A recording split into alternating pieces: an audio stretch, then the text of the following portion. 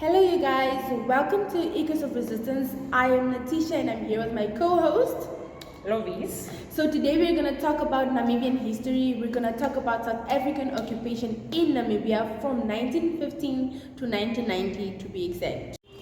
So, history is not just about dates and events. It is about memory, struggle and the voices that refused to be silenced.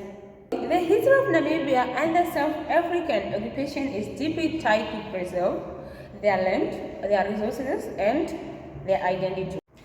So, following Germany's defeat in the First World War, South Africa took control of Namibia under a mandate system. After World War I, the League of Nations introduced the mandate system to oversee former German and Ottoman colonies, and Namibia was placed under a Class C mandate, which gave South Africa full administrative authority. In theory, this authority came with the responsibility to govern in the interests of Namibians and to prepare the territory for the independence in Namibia.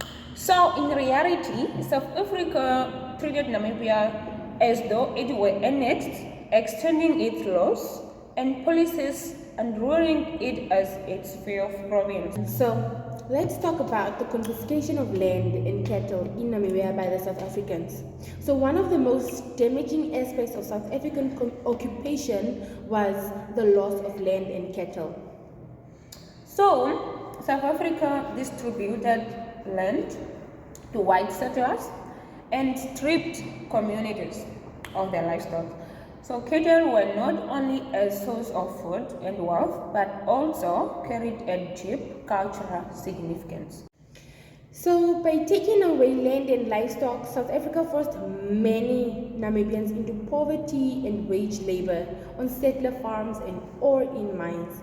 This system entrenched inequality and created long-term social and economic hardships. To talk about the conflict between the United Nations and South Africa over Namibia. Namibia, formerly known as Southwest Africa, was under the South African administration for decades. After World War II, the United Nations challenged South Africa's control, declaring its continued occupation. So now we're going to talk about, continuing with that, the nature of the UN control. So after World War I, South Africa was mandated by the League of Nations to administer Namibia. And after World War II, the UN became the legal guardian of such authorities. So the United Nations Council for Namibia was established in 1967 as the legal administrating authority representing Namibian people. The International Court of Justice confirmed South Africa's presence was illegal, instructing UN member states not to recognize South African authority and calling for mandate withdrawal. So UN resolutions reinforce that only UN-supervised elections could produce legitimate self-determination for Namibians. Why South Africa rejected United Nations control? So here are the reasons. South Africa considered Namibia a free province, crucial for its strategic and apartheid interests. So Pretoria argued United Nations resolutions were unconstitutional and violated its claims over the territory.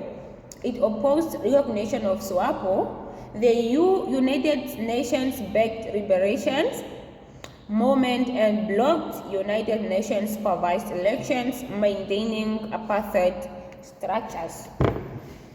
So, South Africa justified its occupation as a buffer against communism, fearing that SWAPO-led independence would destabilize the region during the Cold War. And despite UN condemnation, South Africa maintained military occupation and economic exploitation to protect its interests. In conclusion, the mandate system in Namibia highlights the gap between international ideals and colonial realities. South Africa's confiscation of land and cattle, its disregard for the League of Nations oversight, and its attempt to annex Namibia all show that the mandate was never carried out in the interests of the people. Instead of leading toward independence, it prolonged oppression, sparking resistance that would eventually bring about independence or freedom in 1990. The United Nations asserted full legal control over Namibia in 1966 and revoked South Africa's mandate to oversee governance, with the International Court of Justice later confirming that South Africa's occupation was illegal. So guys, this is the end of our episode. See you again in our next one. Bye. Bye.